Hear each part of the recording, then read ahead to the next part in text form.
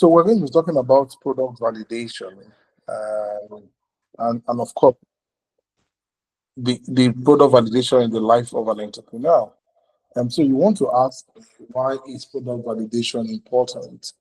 Product validation is very, very important because it's one of the ways, just like cash flow is a lifeline of of any organization, the customers of the business is a sustainer of that business. And in product validation, what you're doing in product validation, you're trying to find out or validate if your product, or if you like your service, is something that your customers really want to buy, want to pay for, are willing to put their money, or maybe they see it as a value, so they can put their money on it. Because if your customers don't buy your product, nobody will buy the product. If you design a product or a service that you feel is what the market needs, is what they want, then you end up being the customer of that particular product. You end up being the one who will buy the product, who will buy the service, and those sort of things. So that's the reason why product validation is very, very important and critical in the life of an entrepreneur. So you want to be able to say, yes, my customers want this product. This is how they want it. This is the kind of container they want it. This is the color that they like to see the product come in. This is the quality they want in it. This is, of course, the sort of taste. If it's something that, if it's like food, etc., or those sort of things, if it's something that is consumable, this is how my customers like to enjoy the product or the service. Yeah. So you need to run this validation before you begin to design your product, before you even design a product that you're taking to the market. If you don't do your product validation, then you end up not selling what the market wants, and just be buying it yourself. So it's very, very important that product validation is something that every entrepreneur should be involved in. Right. Of course, as you know, with respect to my presentations, I always have what I call the urgent statement. Today's urgent statement is tag: feedback is a breakfast of champions. Feedback is the breakfast of champions. If you're new to my sessions, urgent statements, like I always say, are those statements that even if you forget everything that I've talked about in today's presentation, you forget about everything that I've talked about in today's session, forget about every conversation that ensued, whether it's from my side or from the respondent, the attendees, or whoever it is that asked questions, conversations ensued and feedback came out. You forget everything. Don't forget the urgent statement. And today's urgent statement is: feedback is the breakfast of champions. Feedback is the breakfast of champions. So what this means is that if you want to be a champion, you must take feedback, as your breakfast. We know what they said about, breakfast being one of the, is the first meal of the day and one of the most important and most critical of the meals to take in a day. So if you don't take your breakfast in the morning, you might probably run into a situation where you have shortage of glucose and those sort of things at all, and then you might burn out, might lose steam, motivation, traction, etc. So feedback is the breakfast of champions. So anybody that wants to be a champion in their space, as an entrepreneur, you want to be a champion in your space, you must value feedback. Feedback, my professor back in university said, feedback is gold dust. If people give you feedback, they love you. Your customers give you feedback, is because they love you. That's why they're giving you feedback. And the essence of feedback is not because they're trying to critique you, it's not because they're trying to talk you down, not because they're just trying to, just because they're gone through, they're not happy with you. But anybody that gives you feedback gives you the feedback so that you can improve your processes. You can improve in what you're doing. You can improve in your product delivery. You can improve in your service delivery. Whatever it is that you're doing, whatever feedback you get is for improvement. It's not to talk you down. Don't ever see feedback as something that someone gives to you because the person doesn't like you, because the person wants to bring you down, the person wants to run you down. But see it as another opportunity to improve what you're doing, improve your offering. So please, today, like I said, the urgent statement is: forget everything I've talked about today, forget everything that we discussed here, forget everything that I discussed on product validation. Please don't forget this urgent statement, which is: feedback is the breakfast of champions. And by the way, It was actually is a quote that was actually put forward by Ken Blanchard. Ken Blanchard is actually an American entrepreneur and public speaker. Incidentally, we share first surnames, and I seem to know. Well, I have a relationship with a Blanchard back in Scotland. Anyway, that's a conversation for another day. Yeah. Okay. So let's quickly get into product validation. Let's dive into product validation. The first question is, what is product validation? Remember, product here refers to both services. So people, so if your entrepreneurial endeavor is a product or a service, so you're in business. Your business is either developing products or delivering services. Now, what do I mean by that? Product refers to tangible things that you take to the marketplace and you buy from. So someone who is into food production, for example, the product that they're bringing is the food, the grown food, maybe yam, rice, beans, whatever it is, lettuce, tomatoes, and none of those sort of things, pepper, apples, etc. Those are products that you take to the market and customers will buy them. Yeah. The service refers to the service delivery. You offer service, you're delivering service to people. And so, for example, someone who doesn't know how, doesn't have the time to prepare their meals. Yeah, you can come to their homes and prepare the meals for them in their house. Yeah, so you come and cook for them. Yeah, so that's you providing a service which you're going to charge for. Yeah, so if the person if you're just cooking, you're not buying the ingredients for the food, then it's a different conversation. If you're coming to do probably like you're cleaning someone's house cleaning, house keeping and those sort of things, that's a service. There are different kinds of services that are out there that people are involved in as part of the entrepreneurial, endeavors, activities. Yeah, so clearly, product validation does not only say product. So product depends on what your product is in the entrepreneurial space. So it's either you're producing something or you're delivering a service. So when I say product validation, I don't only mean people who build products, who create products. I also mean people who deliver services. So we can look at it from that side, from both sides, of the prism, whether it's a product or a service. You can say product validation, or say service validation, whichever. But the most important thing is, what is product or service validation?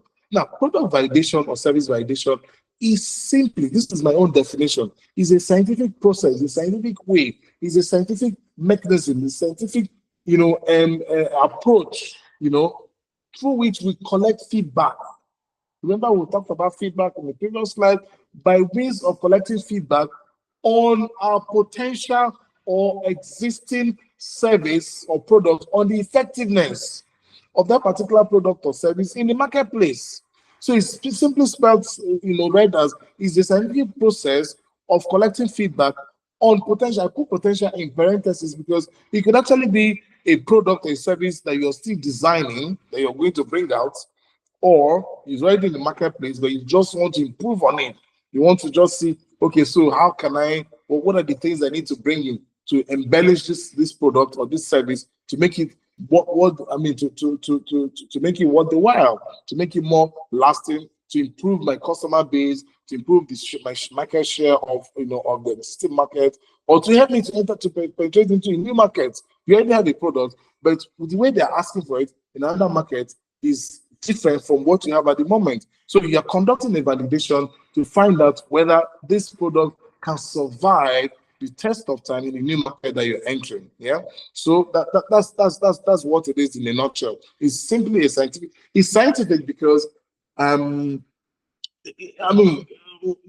be scared with scientific process. Scientific here doesn't refer to you bringing your scientific calculators and those sort of things. I'm going to do all the SOHCAHTOA, all the cosine, conversations, all the Pythagoras theorems, all of this word, and all of the b squared plus a squared plus c squared over all of the. That's what I mean by scientific. Scientific here refers to empirical evidence and processes that are backed by data. So you collect data, from different people, and you put it through, and you look through it, just suppose the result, the outcome, and then you're able to come to a conclusion, of what people are asking for or what they don't want. Yeah. Okay. Same on product validation. First thing here, product validation. One of the things it helps you to assess the needs and expectation of your target market. Now, before we begin to talk about this, you must first and foremost, as an entrepreneur, you already have your target audience. You know who your target audience is. Are they people who are living in a high class area? Are they people living in a low density area? Are they people who cannot afford so many things? Are they people who are exposed? Are they people who have, what is the dynamics around about them? Are they people who are college graduates? All of these things have different influences on how people spend money. There's something they call willingness to pay and ability to pay. Those two things they never meet. It's only when they meet that's when a purchase is made. Now, willingness to pay or willingness to buy, is affected by a number of things. Ability to buy is affected by one or two things. First one is, do I have the money? Do I have the money? Yes. It's as simple as that. That's ability to buy. If you have the money, you have the ability to buy. If you don't have the money, you don't have the ability to buy. The willingness to buy is affected by a whole number of things. There's a whole number of things that affect you when you're willing to buy things. There are things you need to consider before you get to that point where, okay, I'm willing to buy this. You know how you're buying shopping online. You've thrown a whole lot of things in your cart. You can leave the cart for days. Why? You have the ability to pay for it, but you don't have the willingness. The willingness might be, oh, do I really do? Are you sure I really need this garment? Are you sure I really need this pair of shoes? Are you sure I really need this? Those are the conversations you're having roundabout to establish your willingness to pay for something. And when that is concluded, that's when you begin to pay for something. Now, what am I trying to say here? I'm trying to say that your target audience, that different things that happens round about them. Two people can have the same demography, two people can have the same exposure, two people can have the same income, but will not buy the same thing. I repeat it. I repeat myself. Two people can have the same demography. Demography in terms of, they're male or they're female, they live in a particular area, they earn this size of income, this is their income level, and they've gone to school, they finished secondary school, they finished college, the university graduates, etc. But that doesn't make them to want the same thing. Even if they want the same thing, they will want it for different reasons. So at this point, you need to know your target audience. The target audience is a conversation for another day. I think I should create, I have another video for target audience, which I would ask you to go and watch, and know who your target audience is. Because it's only when you know who your target audience is, you're able to build their persona, you build a persona for them, you're able to find out what are the expectations based on your persona. So someone who is living in a highbrow area, what are the things they like? What are the things that is associated with them? So if you create a persona for those people living in the highbrow area, yes, there are lots of living in the highbrow area, but within the highbrow area, they have is a clique. There's something to say about hegemony. Within a hegemon, there exists a hegemon, another hegemon. So within a hegemony, there's a hegemon inside it. So you need to know your target audience, who are they, and what it is that they're asking for. That's very, very important before you need to conduct your product validation. So in product validation, you are able to find out your needs and expectations of your target market. Now, target market here refers also to your target audience. Who are they? What it is that they want? What are the expectations? Yeah. And of course, you're able to get feedback, which is very, very, very important. I mentioned earlier that my professor back in university used to say to me that, Kenneth, feedback is gold dust. When people give you feedback, is gold dust. And why is it gold dust? Why is it so important? It's important because as gold dust already is malleable. You can actually melt it into whatever form that you want, as opposed to having a bar of gold that you have to chip, the edges, you have to break down into tiny, tiny bits for it to melt into whatever. No, as gold dust, you already have it, fine, refined. Yeah. So getting feedback and data from your potential customers would help you to know what it is that they're asking for, to help you to know how do they want it, Now, I probably want a garment, but I want it packaged in, I like a blue garment, for example. Yeah. Another person would like a white garment, the same design, the same pattern, the same everything, but it's not the same color because we're different people. Do you get? Because we're entirely different people, because we're ruled by different things. So you want to get that feedback and find out, okay, so how many people are asking for red garments? If you find out that within the population that your sample size, okay, so maybe out of 10, 7 persons say they want red garment, they want the product packaged in a red container. What does that tell you? That tells you that if you go and package it in a blue container, you've lost 7 people. Those 7 people will not buy your products. As an astute entrepreneur, you want to package your products in a red container so that you have the red container people, 7 persons that said red container for them to buy. And the remaining 3 people could actually, 1 or 2 persons could actually say, okay, well, if there's no other one, I can probably just buy it for the sake of, after all, it's just a container. I don't need, it's content I need. I don't need a container. Do you get? So you can see the mind of a customer with respect to products, buying products, etc. So as an entrepreneur, when you conduct your product validation, you get this feedback and you go back and improve your offering. The other one is testing or validating your defined or developed hypothesis. Now, we all come up with different hypotheses that, in fact, there's the hypothesis. I mean, I saw a bank advertising, and I said, "Wouldn't you rather bank with us?" That's a hypothesis. They probably have tested it and say, "Oh, everybody wants to bank with us. Wouldn't you rather bank with us?" And I remember sometime when we had a farm, a poultry farm, and I would say it was a bold assertion. Everybody buys our chicken. That was what was on the flyer.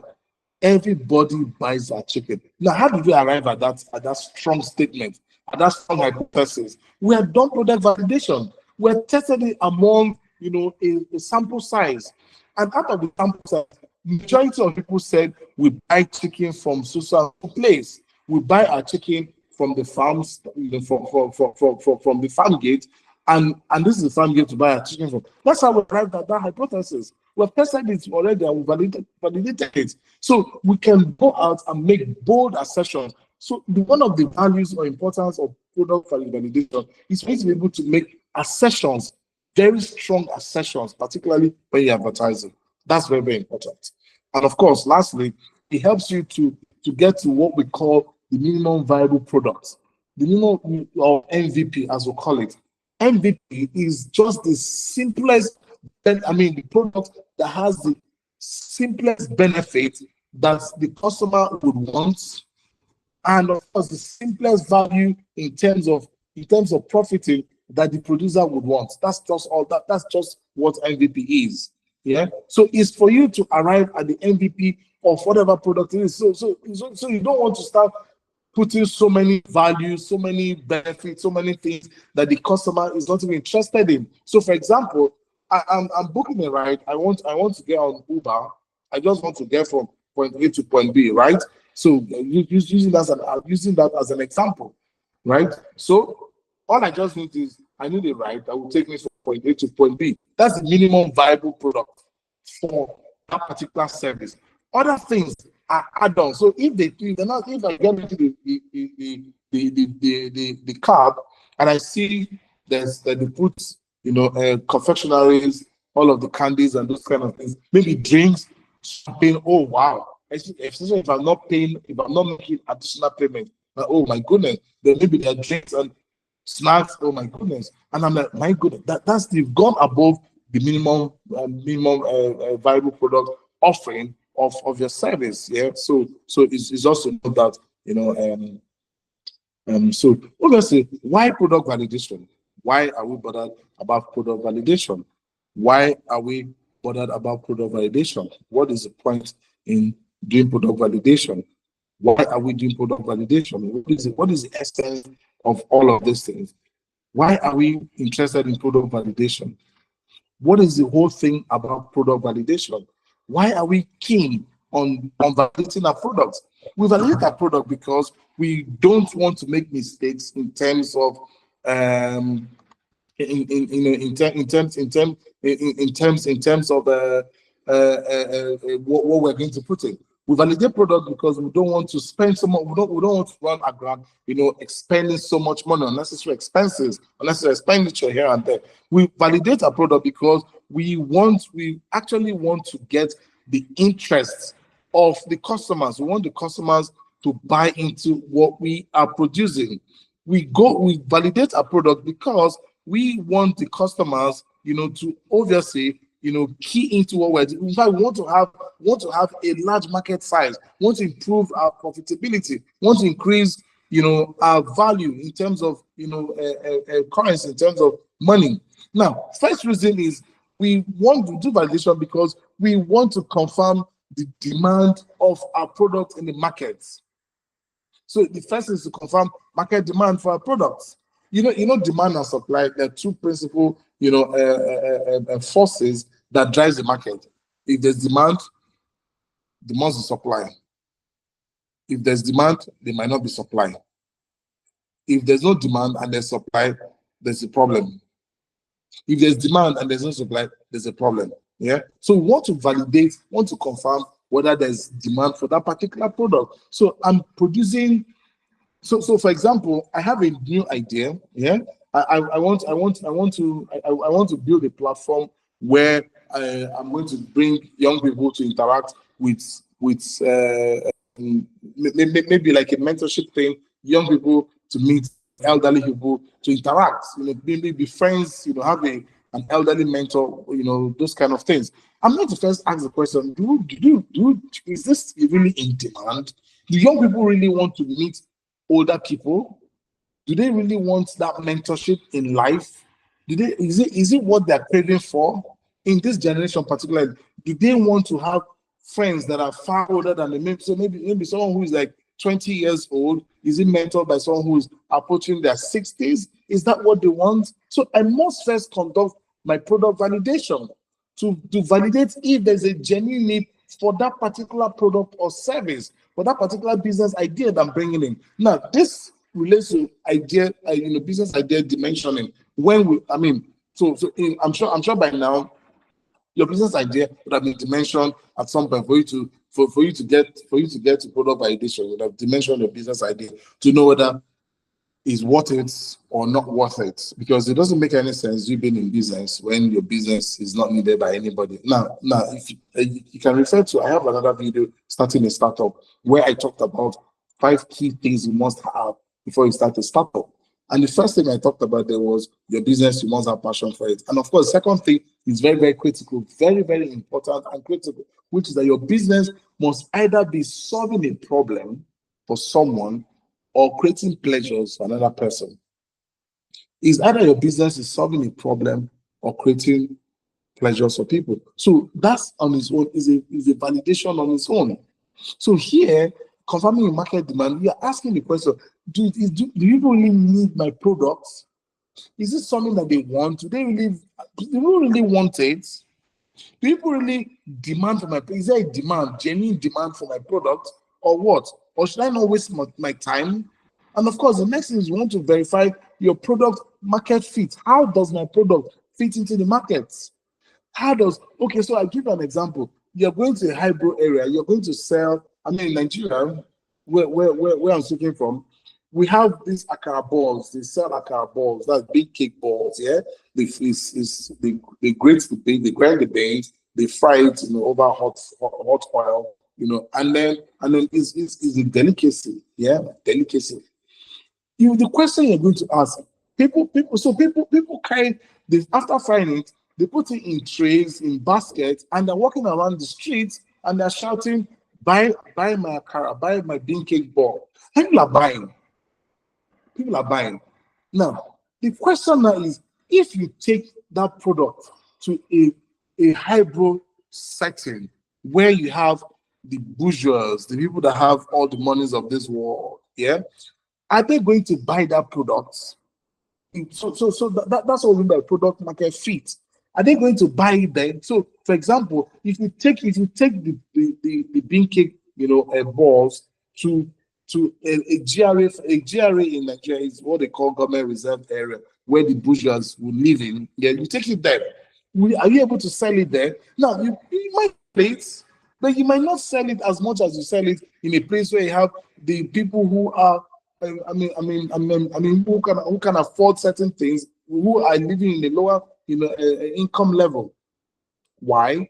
Because, for example, in the GRAs of this world, they have their windows, their glasses, everywhere sealed. So you're walking on the street and you're screaming, buy Akara. Who would even hear you? Because nobody is hearing you, because in fact, they're not even listening. The windows are all sealed. So nobody will hear you, except you're using a megaphone and you're screaming on the top of your voice. And by the way, when you do that, it's noise pollution. In a place like that, they bundle you and throw you out of the streets. So product fit, that kind of business does not fit in a place like that. So you want to determine, okay, so how am I going to break into that market? Who says people in that market don't buy Akara? Is either they fry it themselves or they buy it. So you want to design a service that meets the needs of that market. That's why you're doing product validation. You are going to be asking questions like, how do you like your Akara balls delivered? How would you like to purchase it?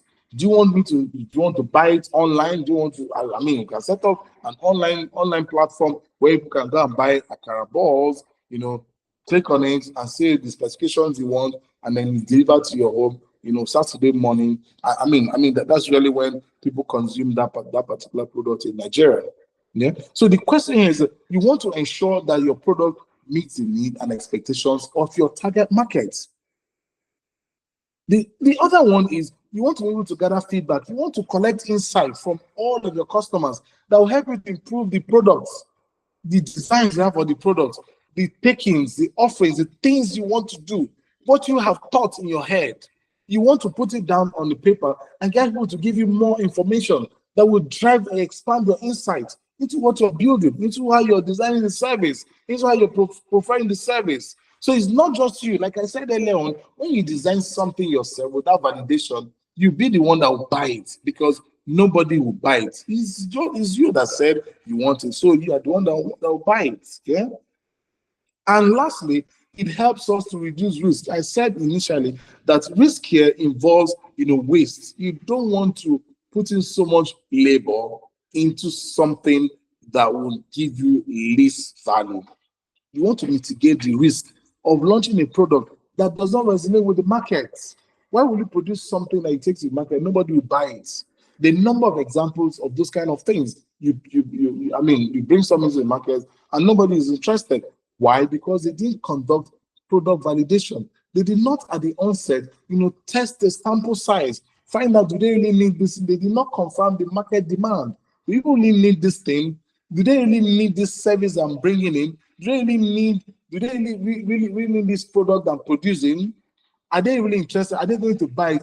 Yes, they're going to buy. At what price? It goes even to that extent in your questioning. You want to find out, okay, so if they really want it, if you want it, okay, so how do you want it? How would you like it packed? How much are you looking at buying it? What is the color variant and those kind of things? You want to be more very, very detailed. Get all the information you need so that you can be able to put together insights, and help you, develop the product or service that will make you, have a huge market share, obviously. Now, how do I validate product? How do I go about this whole thing? You'll be talking about product validation. How do I go about it? The first one is there's what we call the customer discovery interviews. Customer discovery. So you want to discover. This is very. This could be very, very expensive, especially for an upcoming aspiring entrepreneur. It will cost a lot of money, to gather your sample size. Maybe your sample size is maybe like 30,000 or 15,000 or 10,000 or 5, even if it's 1,000, to conduct in-depth interviews with each of them to understand their needs and their pain points, to know what it is. Why do they need these products? Why do they need this service? In what manner? In what strengths? In what quality? In what packaging? In what color do they need the products? How do they like it? How do they want it? So by the time you start asking one, so devoting time, in-depth interview, maybe even if it's half an hour a day, if you're doing 10,000 interviews, you can imagine how many hours that is. And of course, if you're doing those kind of interviews, you probably put some things on the table, tea and coffee, biscuits, etc., drinks, etc., on the table for your for your customers when they come, your potential customers when they come, because they cannot just come and give you feedback and go empty-handed. Yeah. So you want to be able to incentivize it so that they'll be very, very glad to talk with you and give you as much information that you require. After all, you're the one who needs the information himself, the feedback. The second way is to conduct surveys and polls. Yeah. To conduct surveys and polls. This is one of the cheapest and easiest ways to conduct product to validate your product or your service. So you want to conduct what we call an offline or online survey to collect feedback from a larger audience. In fact, this is even a lot more better because your audience will transcend your community, particularly if you're doing an online, if your service is online or your product is going online. Yeah, you want to reach out to more people. In fact, the larger the audience, the better for you because you're able to validate whatever it is. You can't just bring 10 people and say, based on 10 people, we are the ones who are the top ranking. Yeah, if you're going to a market, so if you're looking at the Nigerian market, that is about 220 plus million people, counting every now and then. You cannot say that because you sampled 10,000 people or you sampled 1,000 people, so they need our product. Who are those 1,000 people? 1,000 people from where? Where to where? Yeah. So you surveys and polls that will give you the larger audience that you need to be able to validate your product. And of course, there's also the landing page, a testing. So people do all sorts of things, when they're validating products. So you can find out that there are different growth mechanisms that people use in their businesses. I'm going to talk about it, in another conversation, not at this time. But I'll just talk a little bit about what are the things that people do when they're validating their product. So they can have a landing page, yeah, which will just try and identify or determine demand of people for your products. Sometimes you probably don't even have that product. That product has not been designed. You're just validating hypotheses. People are going to need this service, bam, and that's it. You create a landing page and then you send it out to people. And on that landing page, you have a wish list or a wait list. So you have a wish list where people will say, okay, how do you like to put what they're interested in? And then you have a wait list when you say, okay, this product is on, we're still working on it, but would you like to be one of the first persons to enjoy the product or the service when it comes up? If yes, please put your email address. A lot of products, I'm not going to mention names, but there are huge products that have been launched in this way. Some of them, they didn't have it in mind. Some of these products, they didn't have it in mind. They just create a landing page and roll it out. And then people are, oh, wow, this is, oh, wow, oh, that's good. They put their email, put their phone number, please contact me. It will take them probably 6 months, 1 year. Once it's done, what they will now reach out to, what have they done? What they've done is they've actually used you to develop a product. They've used you to create a demand for their products. They've used you as a potential customer to create a market for the product, which is not even available at the moment. So these are ways that people, astute entrepreneurs, sharp entrepreneurs, go about their business. So, but today I'm going to focus on surveys and polls because it's one of the cheapest and easiest means of validating your product or service. Yeah. Of course, there's prototype testing where you test the prototype with a small group of users to gather feedback. And of course, there's A and B test where you're comparing two versions of the same product, of course, features to determine which one of them performs better. I'm going to have when we talk about features, there's a session on marketing benefit versus features. So, there's benefits of a product and there are features of a product. And that has to do with marketing, where you're marketing your product. That is when we're finished designing our product and we're entering the market. So I'm going to have that session much more later after product validation. Marketing benefit versus features. Sometimes when people go out marketing, they're marketing the feature of a product or a service as against the benefits. Now, people who buy products, people who enjoy, who pay for services, they do that because of the benefits, not because of the features. So if you get someone to buy your product, you've only managed to sell the benefits of that product to the person, or the benefit of the service to the person, not the features. People don't buy because of features. You can get one or two people. I mean, irrational buyers will probably buy because of the features. People who are just crazy about okay. Particularly buyers who are. I'm going to talk about it towards the end of this session when we get to category king. The kind of customers they have. Buyers who are loyal. Their own loyalty is beyond just being loyal. They buy from you, whatever you produce, they buy. They're not interested whether it's a benefit to them or not. They're just blind loyal to you and your product. Yeah. So it's only in such cases that people buy based on the feature, not necessarily because of the benefit. But 99.9% of the time, people buy products because of the benefit to them. Because money is not everywhere. I mean, resources are scarce. Okay. So like I said, we're focusing on surveys, using surveys and polls. I mean, surveys are just simply questionnaires. Back in Nigeria, questionnaires is simply questionnaire. I mean, if you did a research, you know what I mean by questionnaires. Just create a questionnaire and your name, your name, your age, your location, and those kind of things. Those are demographic information. Once you're done with that, you now begin to ask other questions, particularly about the product. So questions like, have you heard of this product?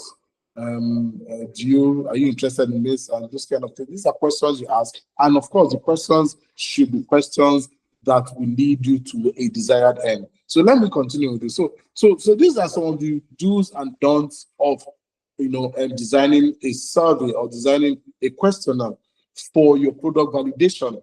The first one here, the first goal here is you must create a clear and attainable goal for the survey.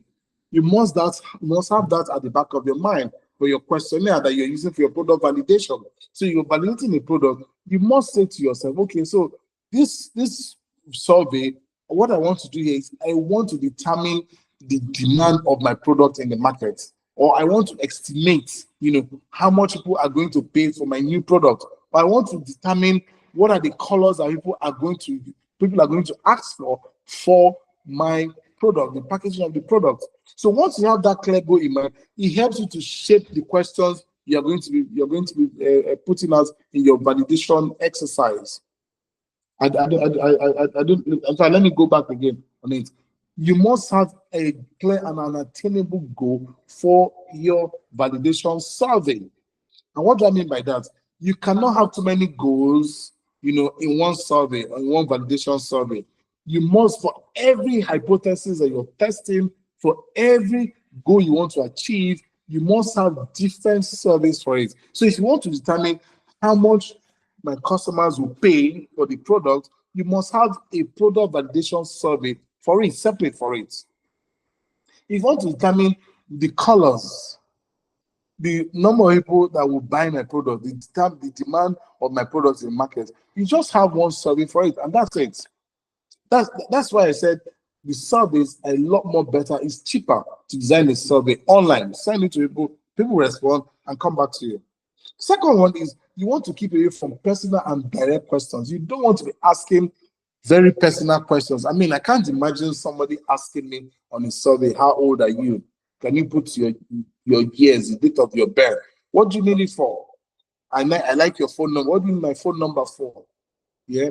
Put your home address. What do you need it for? Particularly in Nigeria where security challenges, etc. What do you need it for? Yeah. So you don't need to begin to ask people personal questions.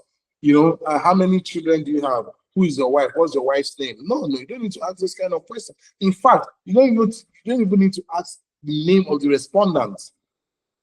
The reason why that shouldn't be is if you ask the name of respondents, it will skew their responses. So, for example, if I know that you are designing a survey to find out the demand of a particular product of yours, which we and I have discussed. And the survey gets to me, and you're asking for the name of the respondent, and I put my name there. What that will do is it will make me always, all my responses will be skewed to please you, because I don't want you to be upset. Because when you look at it, you say, oh my goodness, so Karen didn't even tell me that this will not work and those kind of things. Except I'm someone who is very, very, very, very, very, very, very, very irrational, or would say rational. Yeah. So you need to avoid those kind of questions. You don't need to ask for their names. What do you need them for? You just ask for male or female, gender, even age. You put a age range. You're going to ask the specific age itself, age range. Yeah. So sometimes put 18 to 24, 25 to 34, above 35. Simple. So everybody, and of course, you don't need to put, you don't need to even include me. You don't need to go beyond that above 35. You don't need to say 35 to 40 to 45, 45 to 50, or 55, 56 to 7. No. What are you trying to do? Are you trying to make the respondent feel that they're old? Nobody wants to do those kind of things. So just leave it at that, 18 to 24, 25 to 34, above 35. That's it. That's actually how we leave our survey questions. The third one is avoid lengthy questions. Don't ask too many questions. Don't ask long questions. Long questions that will lose their meaning in the course of reading it. Don't ask those kind of questions. Yeah, just be straight, sharp, and straight to the point. There's something they call, a kiss. Keep it straight, keep it short and simple. Ask your questions. That's it. The fourth one is focus on closed-ended questions. Don't have open-ended questions that will lead to nowhere. You want your respondents to get to a determined end. Now, this is one of the things about survey. You have a predetermined end. Because you have an attainable goal, you want them to meet at a particular point, at a particular conclusion. That's where you want them to get to. You don't want it to be open-ended where anybody can just say anything. If you want something else, if you're doing something else, it's nice to have an open-ended, question. But for product validation, you need to have a closed-ended question, end, where everybody will get to one predetermined end or the other. So it's not just everybody running everywhere. It's either you're ending at A, B, C, or D. Nowhere else. There's not like others. Others, who is others? What are you do with others? It's either is A is included, B, don't include, C, put a little bit of it, D, put 10% of it. That's all. That's all I just want to know. Yeah? I don't know if you get what I'm trying to say. So, of course, and the fifth one is try and consider incentives. Incentivize the process. Motivate your potential customers or your existing customers to give you feedback. And the sixth one is no leading questions. Don't ask questions that will lead people to where you want them to be. Particularly if you're asking questions on that refers to hypothesis, you're testing hypotheses on whether you're the one who is the category king and those kind of things. Like when I talked about everybody buys a chicken, yeah, we didn't have to ask questions about that led them to the point where they chose that everybody buys a chicken. Where they have that as a predetermined end, yeah, they will ask questions that will not lead them to that point. You just ask simple questions. Do you buy? What is how often do you request for chicken? We tell you put the twice a week, thrice a week, 4 times a week. Off you go. How do you normally source your chicken? Farm gates, markets, shop, or online. Go to the next one. Would you prefer home delivery or you prefer just those kind of questions? So the questions are not leading to anywhere. And of course, the seventh one, make sure your responses are balanced. There's something we call the Likert scale style questions, and which is what I always advise people to adopt. I'm going to talk about it after my Likert scale style questions. It keeps your responses balanced. So you have something like, so you start from very well, neutral, not well. So you have very well at the top end. If you're doing five scale, so if you say very well, that's 0.5. Well, which is 0.4. Neutral is 0.3. Not well, that is 0.2. Not very well is 0.1. That's a 5 point style liquid scale, style question. That's you keeping your responses balanced. You don't want to say very well, not very well, neutral. That's not balanced. Not balanced.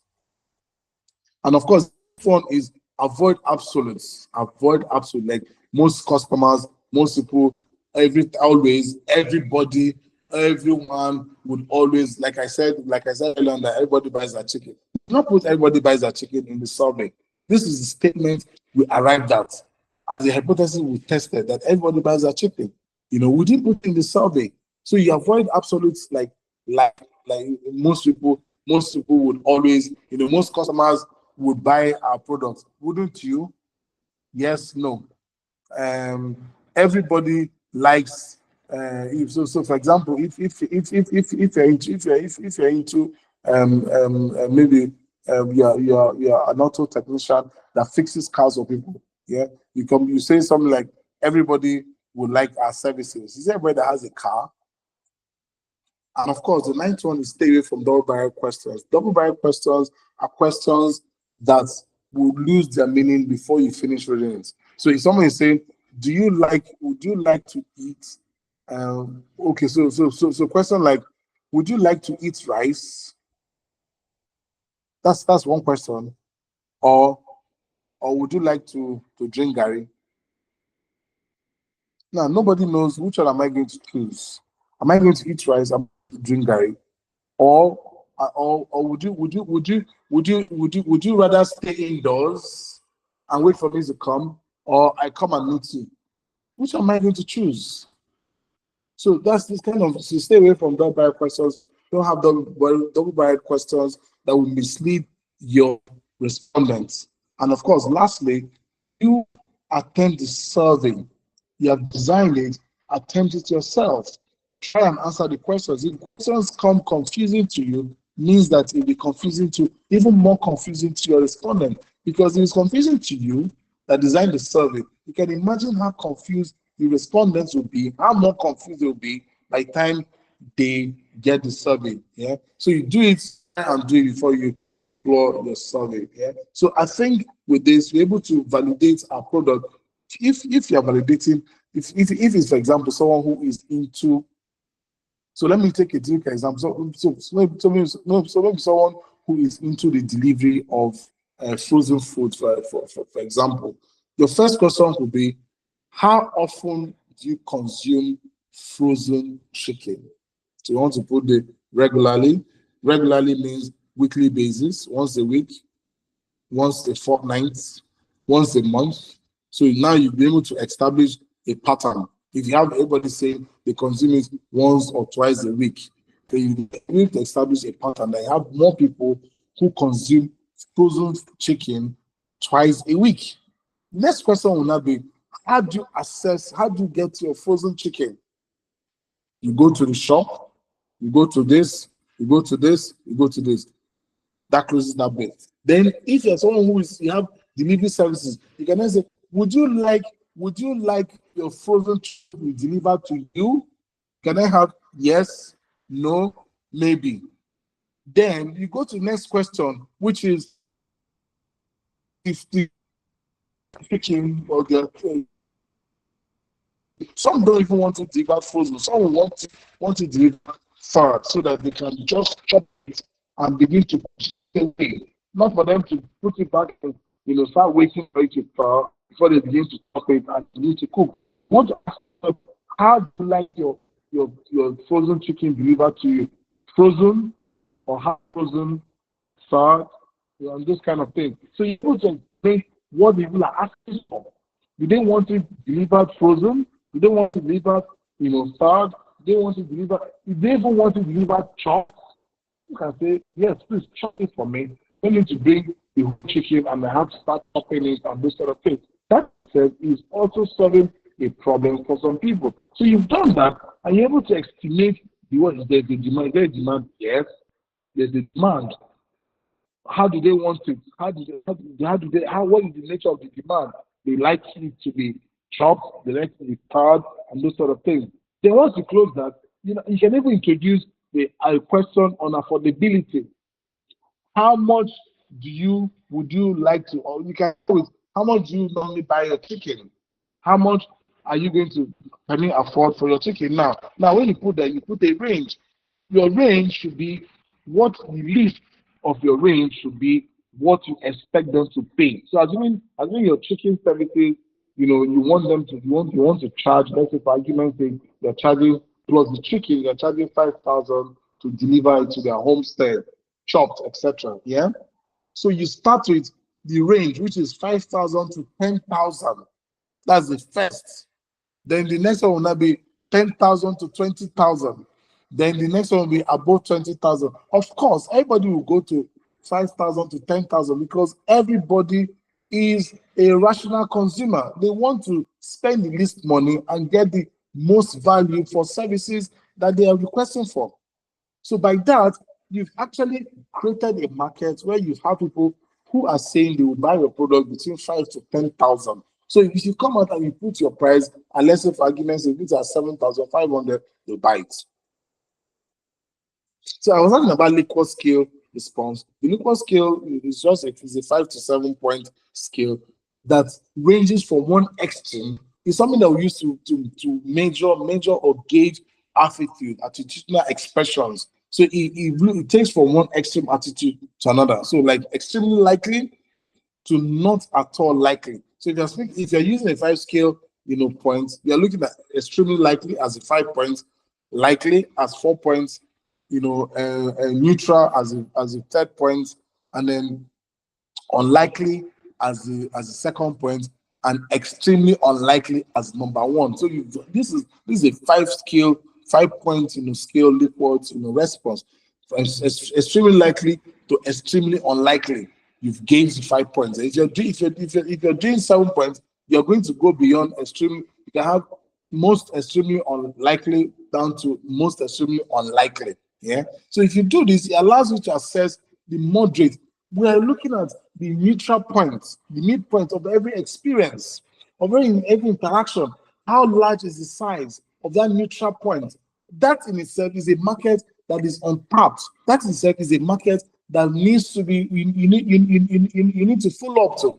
And that particular market that is neutral could swing either way. I started with the point of you having 10 people that said they want, 7 of them said they want 7 red garments. They have 3 others that are undecided. That undecided market is the neutral point that you want to be. You can actually swing them either way. You can swing them in or swing them out. So that particular market, you're interested in it, as well as the people who are interested in your product. So you want to now focus on them and design a product that's fitting for them. And there's another one called the Net Promoter Score. Net Promoter Score has to do with, I was talking about growth. There are different different methods of growth. There are some methods where you want to retain your customers and you want to say customers going to bring more customers. So the Net Promoter Score is the one that you use to determine the level of willingness of existing customers to recommend your services to a new one. And of course, it's as simple that we can talk about this in another session. So let me just give benefits of product validation. The first one is increased confidence. It helps you to increase your confidence. I mean, if your validation shows that you have a larger market of audience, you have a larger share of the market that's requesting for example, that use 7% they want red garments, or they want their products packaged in a red container. That alone is enough to say create a product, and whatever it is you are creating, put it in a red container and people will buy it. It helps you to validate all of these assumptions, and of course, it reduces uncertainties. It takes away all of the things around, is it possible? Is it going to work? Will it not work? And those kind of things. All this, guesswork. You don't do guesswork in entrepreneurship because money is involved, time is involved, labor is involved. You don't want to hire people and pay them for a guesswork that at the end of the month will not give anything, will not translate to any value in your business. There's no guesswork, there's no ambiguity in entrepreneurship. That's why people say entrepreneurship is hard. There's no ambiguity. So product validation helps you to reduce uncertainty. It helps you to be precise. You hit it on the head, and that's how you get the value you want. That's if you do it very well. Again, we talked about product market fit. It helps you to improve it. You want to know what kind of product am I taking into what kind of markets. So it's not every product that goes to every market, and it's not every product that every customer will buy. Otherwise, customers will buy everything they see in the market. Yeah, and it's not every product that can fit into every market. There are certain markets that requires certain products. If you don't have the product that's fit for that market, you'll be an outlier. You'll be very, very clear, like a sore thumb. So you want to conduct your validation to help you to improve your product market fit, to know what kind of products you take to what kind of markets. Like the example we gave about the bean cake board, where you want to fry akara and put on your head and take it to GRAs of this world to go and sell. It will not work. So with product validation, you know that that will not work. So how would it work if I want to serve the GRA market of this world? How would it work? Am I going to conduct tutorials to help them to learn? Because a number of things are involved. A number of things are involved. People in that particular demographic, they probably might be looking at, okay, what is the hygiene level of this person that is bringing their carabos for me to buy? What I mean, all sorts of things they're looking at. So you want to say, okay, you know what? I'm not going to do it for you. I want you to do it. I'm going to teach you how to do it. So you want to conduct, maybe you want to create sessions, training sessions on how to fry akara balls for people that live in the hydro areas so that they can do it on their own. That's one aspect. And that's what could be that if you're frying it, you're going to be very, very open. Your disclosure will be so open that they can see through you like a prism, like water. You're lucid as water. So they know that hygiene wise, you're up bait for them to be able to buy from you. And then you also want to create maybe online distribution, a market network or channels to ensure that your product fits the market entering into. And of course, it helps you to reduce waste. You are not going to have waste. I mean, you're going to be a lean startup, a lean, you apply the lean principles, in what you're doing, to be sure that you make the most of what you're doing. I mean, in economics, one of the things that every rational producer wants is they want to involve minimum costs or minimum resources in producing their products, which will give them maximum value at the end of the day. So that's the conversation about lean, startup. And again, it gives you competitive edge. So you're able, that as I'm entering, this is what the market wants, and this is what they're going. So if people are saying, oh, they're bringing yellow packages, you probably will not get buyers. They're bringing green packages. They're not. I'm talking about the examples I gave at the beginning. They're not going to get. They're not going to get buyers. They're not going to get customers or consumers. Yeah. But if they bring red, then they stand as a competition to you. Okay. And lastly, it makes you to be what we call a category king. Product validation makes you to be a category king in your space, because there's something we call early entrant advantage. That's on the one side. In economics, when you enter a business as the first person, you take the early entrant advantage. Everything, is tied round about you. But in this instance, you become the category king, even though there's somebody who has an early entrant advantage. You become a category king, and every category king, because they know the category like the back of their hands, they know it in and out. They are doing certain things. Now they do three things, constantly. They're constantly pragmatic. They're continuously innovative. They're always innovative. They're constantly validating their product. They're changing their product. I mean, if you look at, the Apples of this world, they have iPhone. They started from iPhone Classic. They've gone to iPhone 16. iPhone Classic came out sometime. I think it was back in 2000 and, was it 2000 2007, 2008, thereabout, 2008 thereabout, 2007, 2008 thereabout. That's when iPhone Classic came out. Yeah. And between 2008, I imagine, till now, they've had up to iPhone 16. So every year or every other year, there's always a new product that's coming out. Same iPhone, yeah, same thing. You see the same make calls, receive calls, send text messages, same thing, same thing. But they're adding new things. They're improving the video quality, they're improving the camera, they're improving one thing or the other. There are all sorts of things they're doing because they keep and constantly innovating the process. And of course, all of these things make them feel motivated and they're inspired, evidentially. And all of this is because they're focused on the customer. If you have those four things going together, that's when you become a category king. And for you to remain a category king, you need to have these four things. If you have these four things in place, you become a category king. And as a category king, you need these four things to remain as a category king in your space. Yeah. Thank you. Thank you so much. Thank you.